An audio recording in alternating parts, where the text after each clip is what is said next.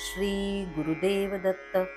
दत्तगुरूंच्या 24 गुरूंपैकी 21वा गुरु शरकर्ता, बाण तयार करणारा. एहे नगरी राजाची स्वारी, ऐश्वर्येसी जात मार्गावरी. हत्ती अश्वरथ परोपरी, वाद्ये वाजिती रणशिंगे. त्याच मार्गावरी शरकार एक, बाणासी करीत होता टोक. तन्मय होता कार्यात, तयान कळले राजगमन. त्याची पाहता तन्मयता, म्या धडा दिला चित्ता. ऐसी असावी एकाग्रता, ध्यानी ध्याता परमात्मा. एका नगरीच्या मार्गावरून ऐश्वर्य संपन्न राजाची मिरवणूक वाद्यांच्या गजरात जात होती. त्याच मार्गावर एक शरकर्ता बाणाचे टोक बनविण्यात कार्यमग्न होता.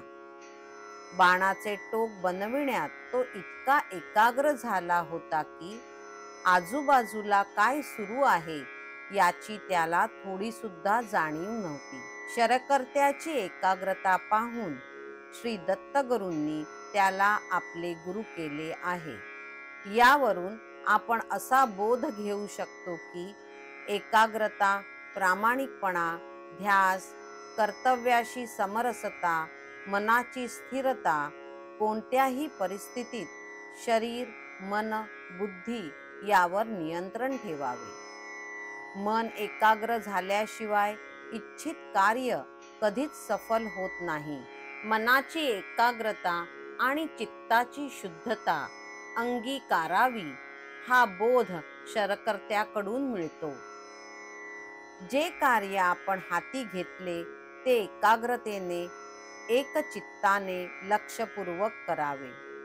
यावरून असा दृष्टिकोन समोर येतो की आपल्यात शरकर्त्यासारखी एकाग्रता आहे.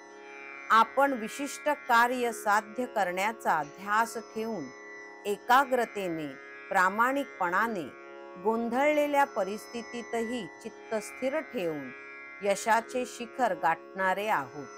ओम श्री गुरुदेव दत्त.